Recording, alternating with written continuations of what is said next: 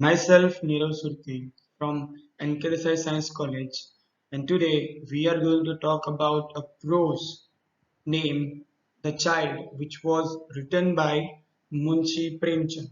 So let's get started. So before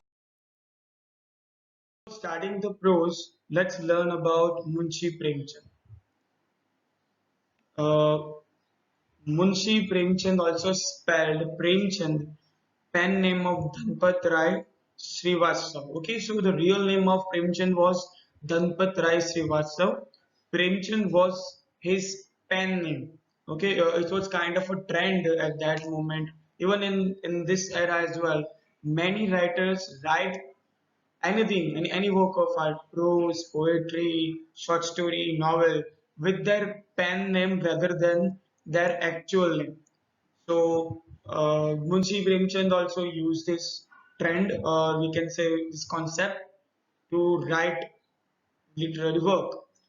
So remember his actual name, Dhanpat Rai Srivastav. Born on 31st July 1880, Varanasi, and died on October 8, 1936. Indian author of novels and short stories in Hindi and Urdu, who pioneered in adapting Indian themes to Western literary styles. Okay, so Indian થીમ્સને એમણે describe કરવાની શરૂઆત કરી હતી western literary સ્ટાઇલ્સમાં. Okay, you know, get in mind the period of Premchand. It was 18th century, and we get our freedom in 1947. Okay, so તે ટાઈમમાં જે રીતે પ્રેમચંદે બ્રિટિશરોનું જે હતું વેસ્ટર્ન કોન્સેપ્ટ બધા હતા લિટરરી, તેને એડપ્ટ કરીને એમાં ઇન્ડિયન થીમ્સ ને બધી એડ કરી હતી અને એના પર લખવાનું સ્ટાર્ટ કર્યું હતું. So it was kind of a big step.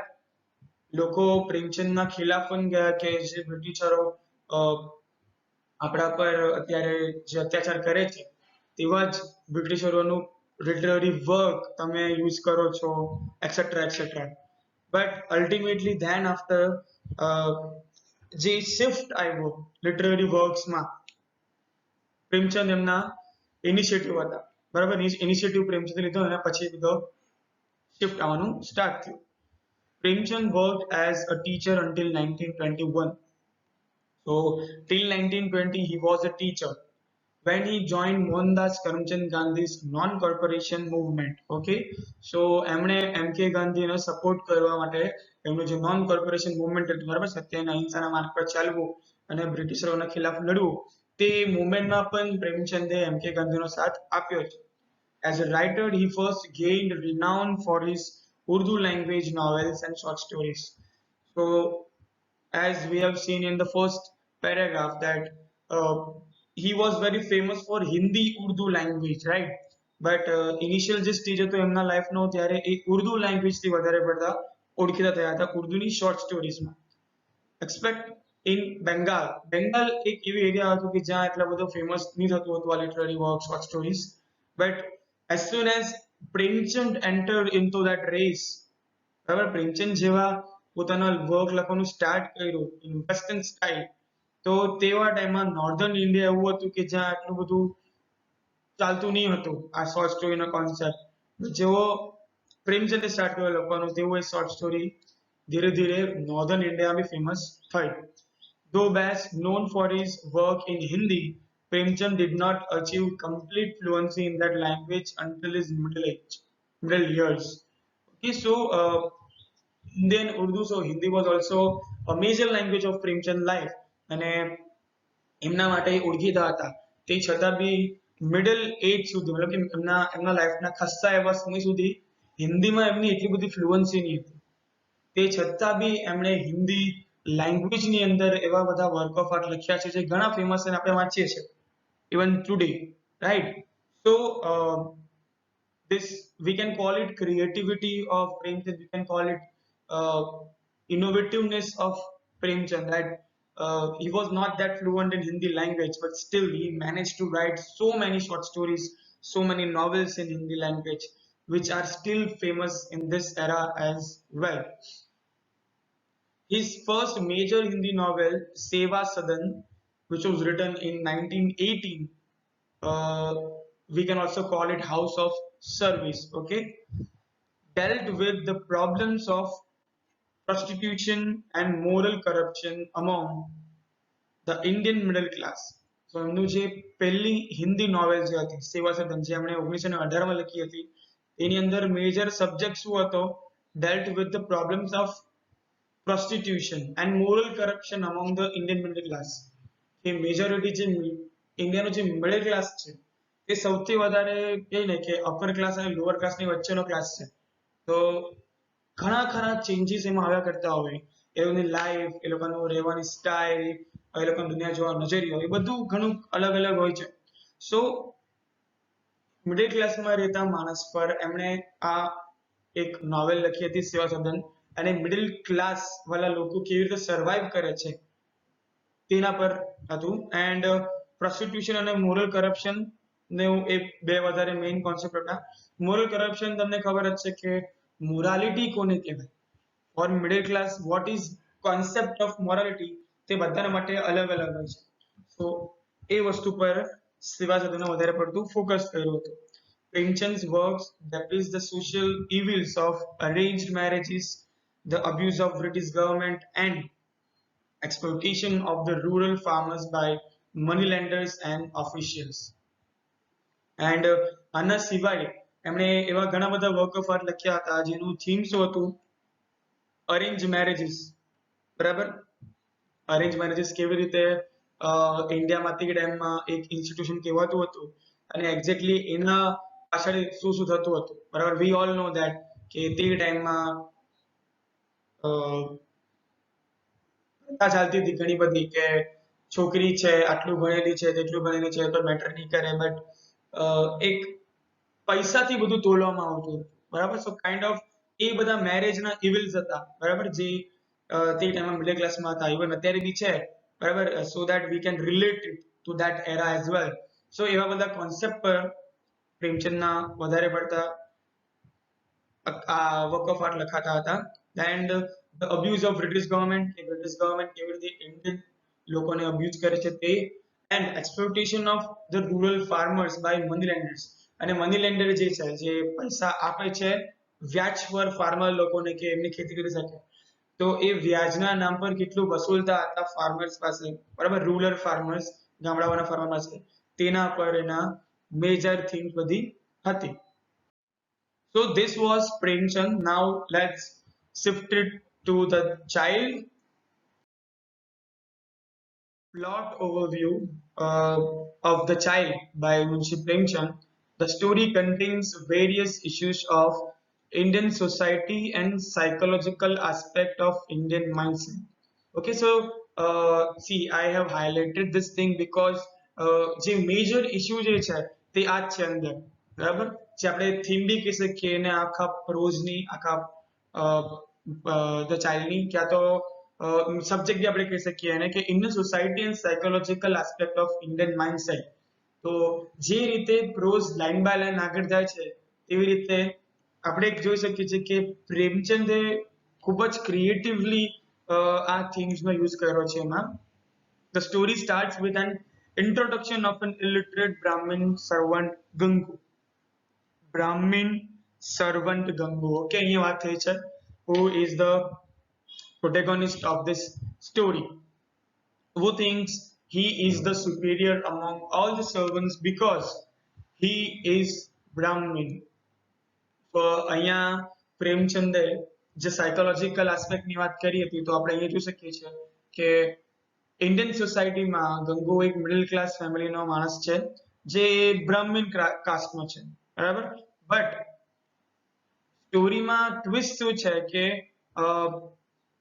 he was totally illiterate. એ કશું પણ ભણેલો નથી, બ્રાહ્મણનું બી નથી ભણ્યો અને એમ પણ સ્કૂલિંગ નથી થયું એનું. બરાબર બરાબર, એન્ડ એના અગર કેરેક્ટરને જુઓ તો who thinks he is the superior among all the servants because he is Brahmin.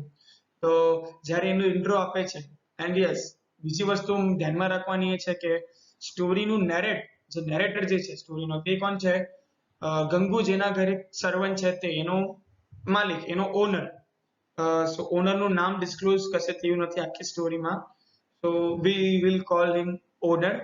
Okay, so જે ઓનર જે છે તે ડિસ્ક્રાઇબ કરે છે સૌથી પહેલા પ્રોઝના સ્ટાર્ટિંગમાં ગંગુના કેરેક્ટરને, અને એવું કહે છે કે being a Brahmin, being a illiterate Brahmin, એને એવું લાગે છે કે just because he is Brahmin, he should gain certain amount of respect among all the servants.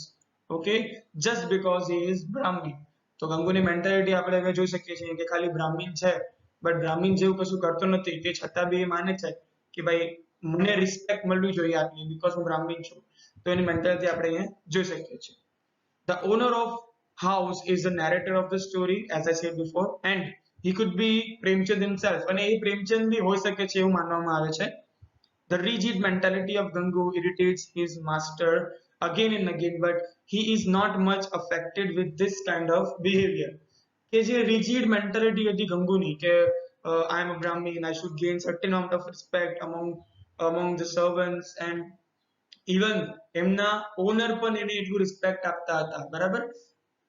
if you remember the part કે જ્યાં એનો માલિક બોલે છે કે અગર મારે ફેન ચલાવવા કેવું હોય તો એ પણ એક અહેસાનના રૂપે કરતો હતો ગંગુ એમને, એમના બાજુ ફેન ફેરવીને, બરાબર. સો અહીંયા શું દેખાય છે આપણને? ગંગુનું રિજિડ મેન્ટાલિટી જે કશે ને કશે એના માલિકને ઇરિટેટ કરે છે, બટ સ્ટીલ એનો માલિક સારો માણસ છે, એનું હૃદય સારું છે. હી ઇઝ અ પર્સન કે એ કોઈનું જજ નથી કરતો, બરાબર. અને પ્રોઝના અંદર એવું બી અંદર મેન્શન છે કે ઓનર બોલે છે આ વાક્ય કે જે વેલ્થી માણસો છે, જે પૈસાવાળા વ્યક્તિઓ જે છે, જે પૈસા એમણે ખુદ નથી કમાયા પણ એમના આન્સેસ્ટર કમાઈને આપી ગયા છે, અગર એ એમના આન્સેસ્ટરના પૈસાથી અગર આટલું બધું સોસાયટીમાં પોતાનો દબદબો જમાવતા હોય, તો ગંગુ તો એક બ્રાહ્મણ છે અને પોતાના કાસ્ટનો એ ખાલી એક પ્રાઇડ લે છે, which is not at all wrong. Okay, so this is the mentality of narrator in the beginning of the prose.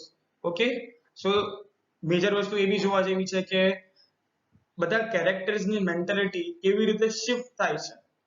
So this is very important thing. So જે ઓનર હતો તે ઘણા સારા હતા, બરાબર. એમના માઇન્ડમાં કશું પણ હતું નહીં ગંગુના માટે, ઇરિટેટ થતા હતા એના રિજિડ થોટ્સથી, બટ ઇટ્સ ઓકે, એ લેટ ગો કરતા હતા. One day Gangu confesses his love towards a widow named Gomti Devi, and he also marries Gomti, who has betrayed 3 husbands before her marriage with Gangu. Okay, so Gangu શું કરે છે? Confesses his love. એનો લવ confess કરે છે કોના સામે? એના ઓનરના સામે. અને પ્રેમ કોના પ્રત્યે છે? એને ગોમતી દેવી, અ વિડો. ઓકે, અહીંયા વિડો નું જે કોન્સેપ્ટ જે છે, જે મિડલ ક્લાસ ઇન્ડિયામાં કશે ને કશે ખૂબ જ ઇમ્પોર્ટન્ટ ટોપિક જે છે, તે પણ પ્રેમચંદે ખૂબ જ સરસ રીતે અંદર પ્રેઝન્ટ કર્યું છે. And he also marries his Gomti, who has betrayed 3 husbands before her marriage with Gangu. Okay, so અહીંયા લખ્યું છે she betrayed. Now betrayed નો મીનિંગ આપણને ખબર છે કે ધોકો આપવું, પછી વિશ્વાસઘાત કરવો, etcetera etcetera. But as we all know કે એક્ઝેક્ટલી સ્ટોરી કઈ અલગ જ છે. ગોમતી કોઈને બિટ્રેડ નથી કરતી. It's a kind of situation જે એની જોડે થાય છે, બટ સોસાયટી એને એવું ટેગ આપે છે, બરાબર, કે એ બિટ્રે કરીને આવ્યું છે. સો એ બિટ્રેડ વર્ડ અકોર્ડિંગ ટુ સોસાયટીના માટે મેં લીધો છે કે જેવું સોસાયટી ગોમતીને જોઈ છે જે નજરથી, તે રીતે. તો ગંગુના જોડે લગ્ન થવા પહેલા એના 3 હસબન્ડો હતા. Gangu was the 4th one. And Gomti gave birth to a child, a baby boy, just after 6 months of her marriage with Gangu, and Gangu accepted that child as if that was his own child. Okay, so this is a kind of a summary of whole plot.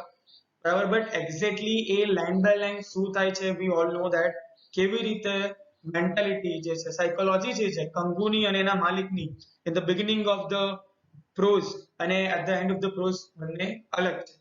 So ultimately કેવા actions થાય છે, કેવી situations ઊભી થાય છે, અને society કેવી રીતે બ્લેમ કરે છે ગોમતીને, એ બધી વસ્તુ આપણે કહી શકીએ કે પ્રેમચંદે મિડલ ક્લાસ પીપલ પરથી લીધી છે અને આ પ્રોઝમાં ઇન્ક્લુડ કરી છે. Okay, let's go further. The interesting part of this story is change in the psychology of characters. જે ઇન્ટરેસ્ટિંગ પાર્ટ જે લાગે છે અહીંયા, તો તે શું છે કે સાયકોલોજી જે છે, મેં તમને અત્યારે જ કીધું કે સ્ટાર્ટિંગ અને બિગિનિંગ અને એન્ડમાં કેરેક્ટરની સાયકોલોજી જે મેઇન છે, જે શિફ્ટ થાય છે આખું, તે જોવા જેવું છે. First, Gangu was a rigid Brahmin and was not allowing anyone to disrespect him. But when he falls in love with Gomti, he forget everything and marry her. તો સ્ટોરીના બિગિનિંગમાં શું જોયું આપણે કે ગંગુ એ એવો રિજિડ બ્રાહ્મણ છે, એ એવું માને છે કે ભાઈ પોતે બ્રાહ્મણ છે તો એનાથી લોઅર કાસ્ટ વાળા જે છે તેને એ માણસો એ ગંગુના નજીક બી નહીં આવવું જોઈએ, બરાબર, એ ટચ બી નહીં કરાયો તો કોઈને. But after falling in love with Gomti, there is a sudden change in the character of Gangu. Ever Ganguના કેરેક્ટરમાં એકદમ ચેન્જ આવે છે. જે વિડો વુમનને સોસાયટી એક્સેપ્ટ નથી કરતી, તે વિડો વુમન જોડે ગંગુ જેવો બ્રાહ્મણ મેરેજ કરવા રેડી થાય છે, right?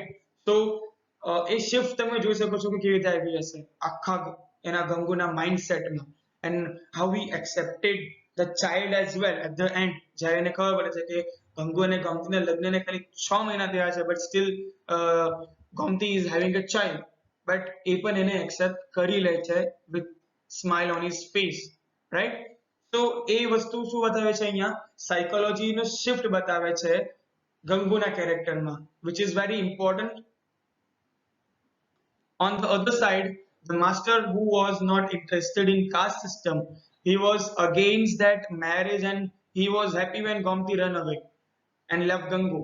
Even when Gangu has shown his child to him, he was taunting Gangu about his child's birth in 6 months. Okay, so એક ગંગુનું શિફ્ટ જોયું આપણે, and the second major shift જે છે કોનામાં થાય છે, એના માસ્ટરમાં, એના ઓનરમાં. ઓનરનું તમે કે જોયું ત્યારે ગંગુનું જે ડિસ્ક્રિપ્શન આપતો હતો ત્યારે એ કેટલો સારી રીતે પ્રેઝન્ટ કરતો હતો કે ધેટ ઇટ્સ ઓકે, ગંગુ આવો છે તો એ કંઈ ખરાબ નથી, but it is just a way he is. એ ગંગુ જેવો છે તેવો છે, બટ એ કોઈ ખરાબ વ્યક્તિ નથી. એ ખાલી પોતાના કાસ્ટનું એક પ્રાઇડ લે છે, ધેટ્સ ઇટ. એના સામે પેલા પૈસાવાળા વ્યક્તિઓનું પણ એમણે એક એક્ઝામ્પલ આપ્યું હતું. એન્ડ જ્યારે ઓનરને ખબર પડે છે કે ગંગુ લગ્ન કરવા જઈ રહ્યો છે with that widow woman, તો સડન એમના જે બિહેવિયર છે, એમનું જે ઇમોશન છે ટુવર્ડ્સ ગંગુ, એકદમ શિફ્ટ આવે છે, રાઈટ? જે કેર, જે ઇમોશન, જે બોન્ડિંગ એ પહેલા શેર કરતા તે સડનલી બધું બોન્ડિંગ જતું રહે છે કશે. And he started taking Gangu as a person who have lost his sanity, કે એ પોતાનું ભાન ભૂલી ગયો છે એવું સમજવા લાગ્યા હતા ગંગુને. કેમ? just because he wants to marry a widow woman, because એ કોઈ વિધવા સ્ત્રીને લગ્ન કરવા જઈ રહ્યો હતો, and that too કે એના પહેલા એના 3 લગ્ન થઈ ગયા હતા તેવી સ્ત્રી જોડે. ઓકે, સો અહીંયા આપણે એ જોઈ શકીએ છીએ કે જે ઓનર જે છે તે સોસાયટી જોડે મેચ થઈ જાય છે ultimately at the end of the middle of the story, કે જેવું સોસાયટી વિચારે છે તેવું જ એ માની લે છે કે ગોમતી પણ એવી જ છે, but exactly the reality was different, right? And even જ્યારે ગંગુ એના ચાઇલ્ડને લઈને આવે છે ત્યારે પણ એને ટોન્ટિંગ મારે છે એનો ઓનર કે તારા લગ્નને ખાલી 6 જ મહિના થયા છે ને, 6 મહિનામાં કેવી રીતે કોઈ ચાઇલ્ડ આવી જાય છે, right? So we can see the Indian rigid mentality here in the character of owner, Gangu's owner, right? કે જે કાસ્ટિઝમમાં માનતો નહીં હતો, બટ સડનલી શિફ્ટ થયો. કેમ? જસ્ટ બીકોઝ કે એક વિડો વુમન જોડે ગંગુ લગ્ન કરી લીધા હતા એટલે. At the end, Master has realized that what he was doing was not appropriate because he was an educated man and a writer, but he learned a lot from illiterate Gangu. And then he apologized Gangu and went to meet Gomti. But as we all know, at the end શું થાય છે? At the end એવું થાય છે કે એના માસ્ટરને realise થાય છે. રિયલાઇઝ ક્યારે થાય છે? જ્યારે ગંગુ જે સેન્ટેન્સ બોલે છે કે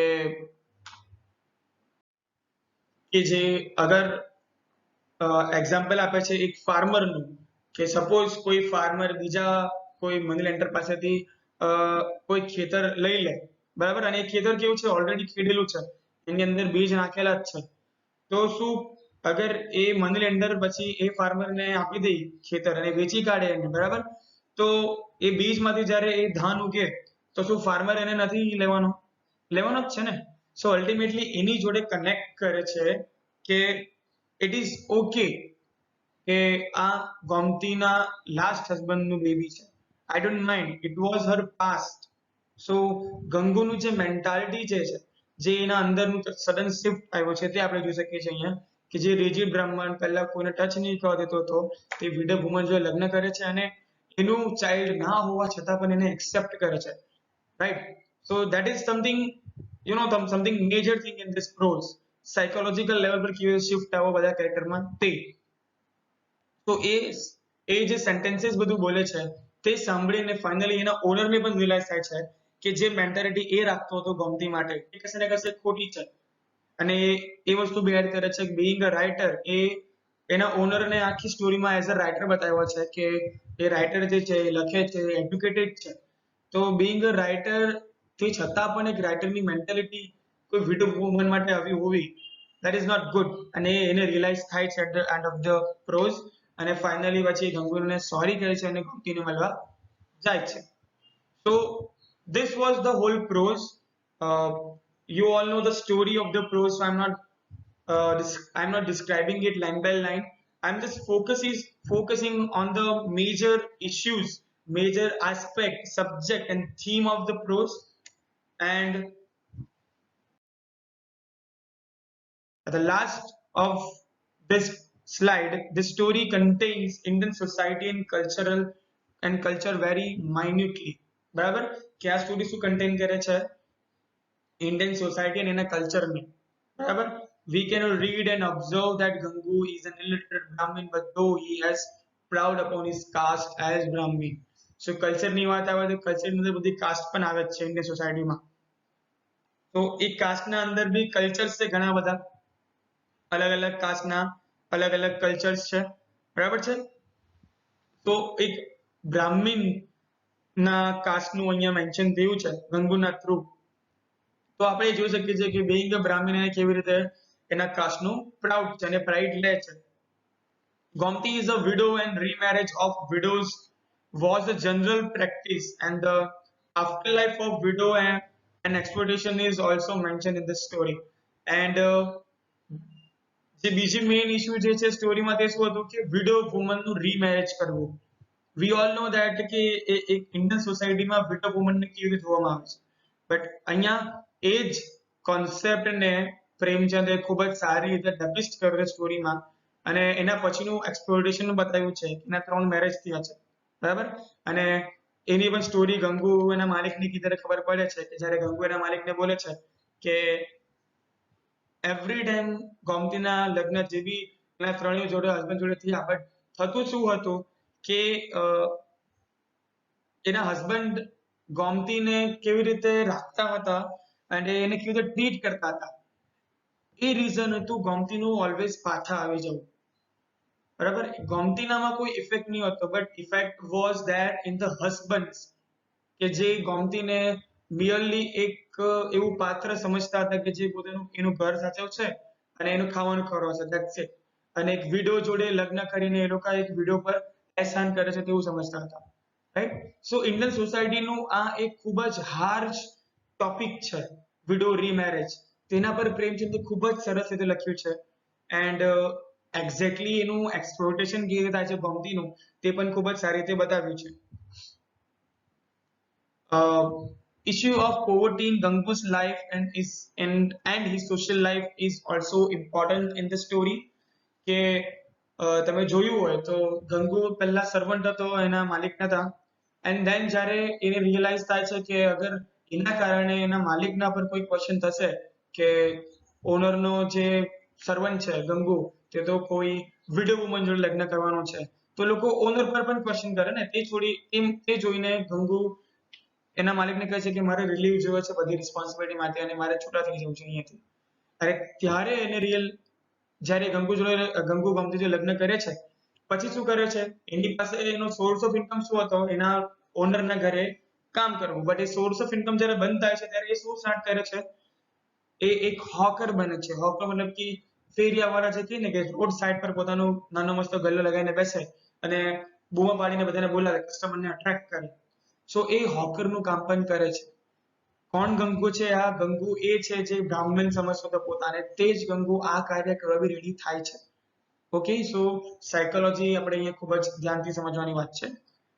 તો એ પોવર્ટીનો ઇશ્યુ જે છે તે પણ ખૂબ જ સરસ રીતે આખી સ્ટોરી આપણે જોઈ શકીએ છીએ. The child is a symbol of love between. Okay, so this is very important line. This whole line is very important.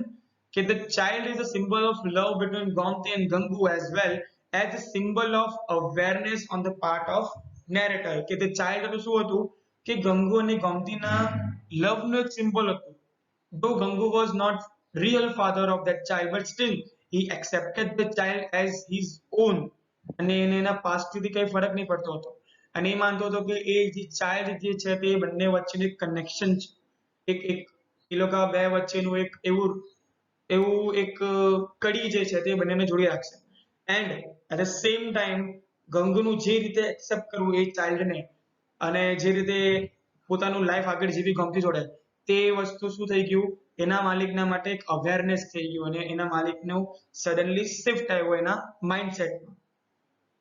તો લાઈન એકદમ નાની છે જોવા જઈએ તો, but it contains many things in it. So closely read it and decode the exact meaning of this line. I have already described it in details, but still this line is very important. So this is the story of the child, which was written by the Premchand, and who have described many things about Indian middle class society, poverty, widow remarriage, and how the psychology of middle class society men are always keep changing. That is the major part of this prose. Thank you.